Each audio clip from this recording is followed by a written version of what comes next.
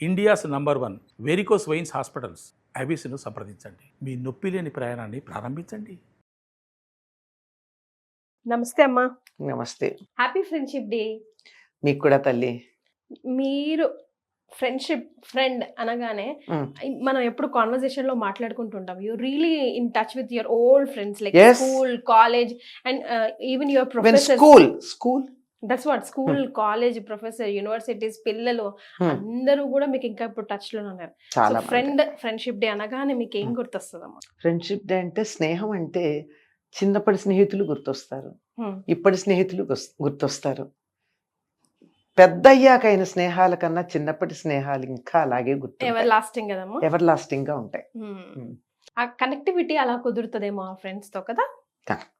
మరి మన పురాణాల్లో స్నేహితులు అంటే వీళ్ళరా అని చెప్పుకునే దగ్గ ఫ్రెండ్షిప్ ఎవరిది మీకు? ఇప్పుడు పురాణాలు ఫ్రెండ్షిప్, స్నేహం, దోస్తి అనగానే మీకు ఇప్పుడు గుర్తొచ్చే ఎవరికైనా గుర్తొచ్చేది కృష్ణుడును కృష్ణుడును సుధాముడు. అందరికీ తెలిసిందే గనక దాని గురించి మనం పెద్దగా చెప్పుకోవాల్సిన పని కూడా లేదు. ఎందుకంటే అందులో ఒక పాయింట్ మాత్రం బాగా చెప్పాలి. కృష్ణుడి దగ్గరికి సుధాముడు వచ్చినప్పుడు, ఆయన కుచేలుడు అని కూడా అంటారు, వచ్చినప్పుడు ఏమీ ఇవ్వలేదండి, అన్నీ తనే సేవ చేశాడు. అతనికి సేవలు చేశాడు. పైగా రుక్మిణీదేవి కూడా వచ్చి ఆయనకి కాళ్ళ మీద ఈయన కాళ్ళు కడుగుతూ ఉంటే నీళ్లు పోయడం ఇవన్నీ చేసింది. ఈయన ఇచ్చిన అటుకులు తిన్నాడు. మూడోది తింటూ ఉంటే రుక్మిణి ఆపింది. సిగ్గుపడిపోయాడు కుచేలుడు.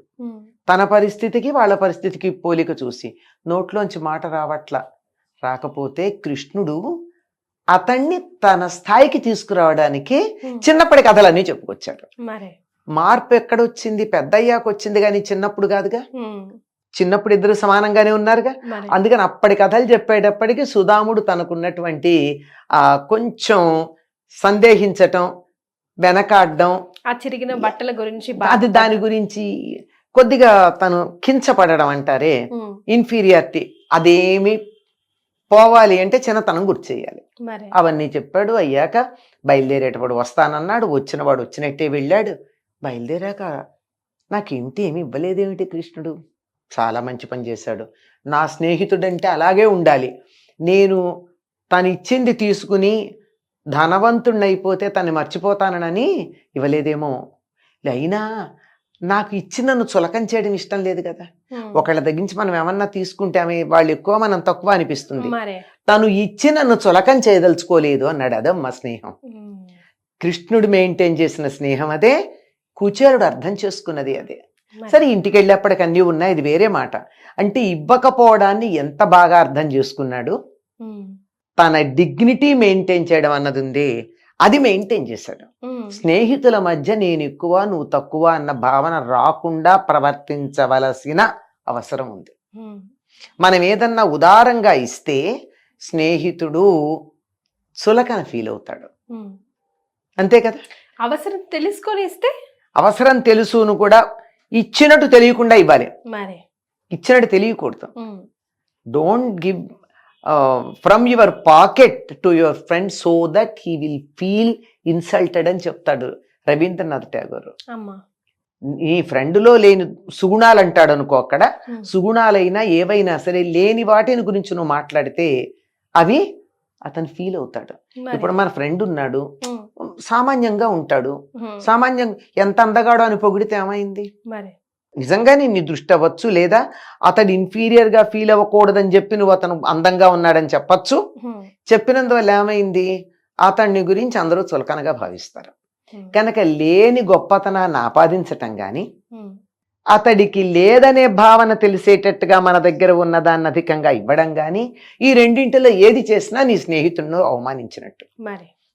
అలా లేకుండా ఉండాలనే కృష్ణుడు కుచేలుడు యొక్క స్నేహం మనకి అక్కడ కనపడుతుంది. ఇంకా చూసినట్టయితే ఎంతమంది మంచి మంచి స్నేహితులు ఉన్నారమ్మా.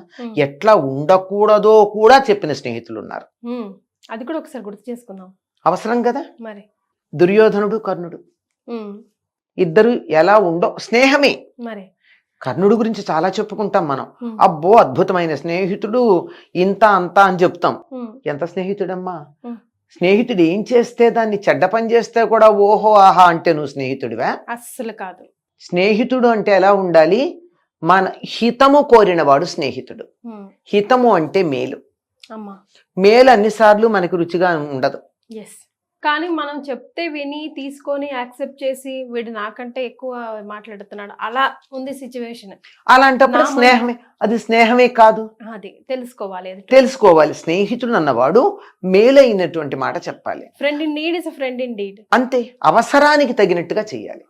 అంతేగాని నన్ను ఏదో తక్కువ చేస్తాడు, రేపు పొద్దున్న నాతో మాట్లాడడం మానేస్తాడు, వాళ్ళ ఇంటికి వెడితే కాఫీ ఇవ్వడం మానేస్తాడు, ఇలా అనుకున్నట్టయితే అది స్నేహం కాదు.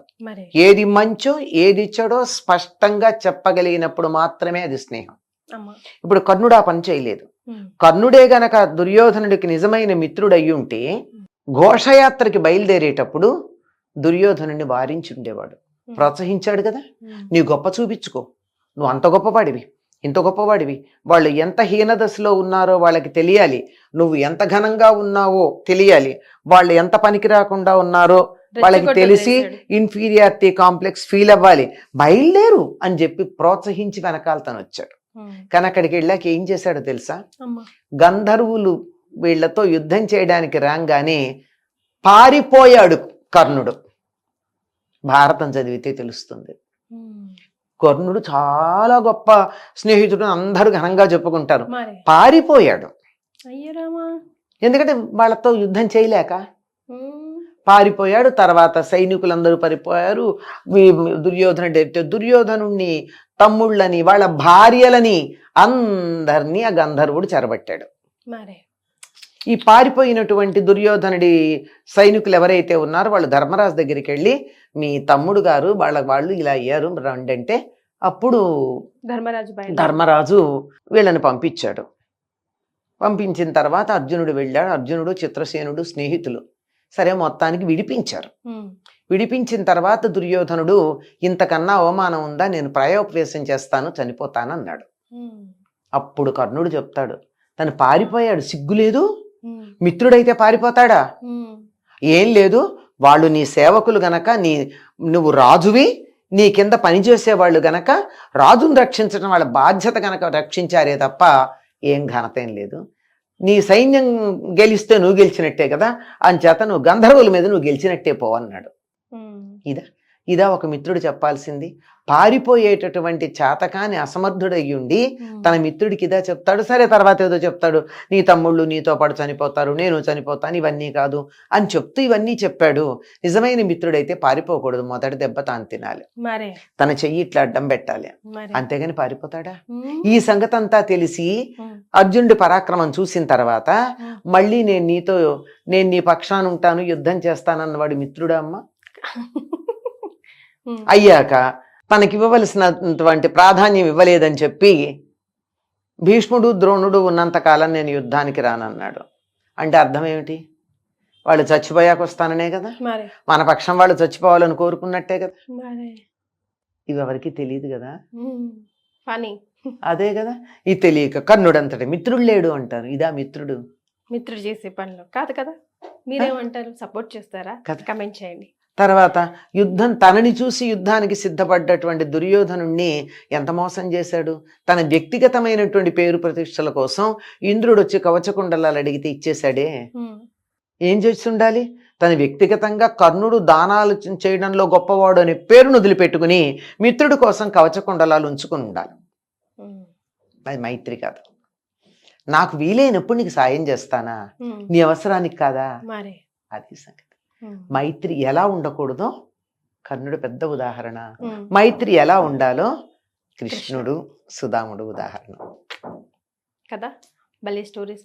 ఇలాంటివి పాజిటివిటీని పెంచుతాయి. మళ్ళీ ఫ్రెండ్షిప్ మీద, అసలు నమ్మకం మీద నమ్మకం పుట్టడం మొదలవుతుంది కదమ్మా. అదే, చాలా సంతోషం అమ్మా, ధన్యవాదాలు.